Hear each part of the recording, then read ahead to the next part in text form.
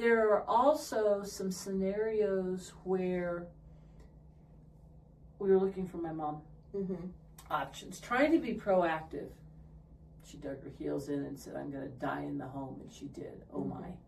But there are times where it costs so much that the person's savings are going to be gone in very little time, but they don't qualify for Medicaid to cover, and maybe the facility that they were in doesn't allow Medicaid. How have you found a way to broach some of those really difficult financial topics with people who don't share their finances with anybody except themselves? Yeah. So one of the things that I do is we do have to have that financial conversation.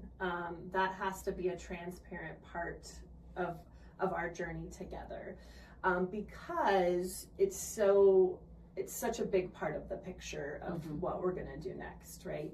So you kind of touched on, what do we do when we have a little bit of money, but we don't got a lot of money? And then what is this going to look like? So that's a majority of the clients that I work with, right? I do have some on, one end that they're going to be set forever. They're going to have a lot to give to their children. And then I certainly, the other end where we've got nothing and we're already on Medicaid. But in the middle is where most everybody falls, right? So there are communities out there that we call spend down communities who are going to work with families in that exact scenario. Yeah, so they're going to look at the financial picture, and they're going to say, okay, we have this many months of private pay, and then we are going to be on Medicaid, but we don't want to have to move, and we want to be able to stay right where we're at and continue to live in the same apartment that I already moved into, because the move itself. You started making friends, and moving is very tumultuous. I don't care what age you are. Yes. But then to have to move again, right, has got to be hard on family, overwhelming thoughts. So we try the benefit of working with somebody like myself.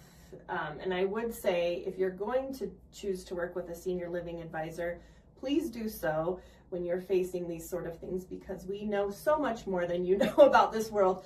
But at the same time, we know what communities are going to be a fit for those scenarios, right? So we already can say, that community is not going to work, but this one will, because we understand your financials, and this will be a good fit for you. We call that a spend down community, and there's ways to navigate that for sure. That's important. It's not a lot different from having a house. You're going to go buy a house, and you look at the one on the hill and go, oh yeah, that's my dream house. Right. And you look at the other one and go, never. But the question is, what can you really afford?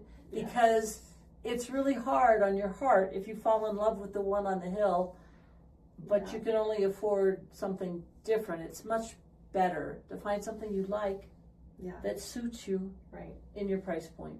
Yeah. And there's usually something okay. It's not like you're having to put up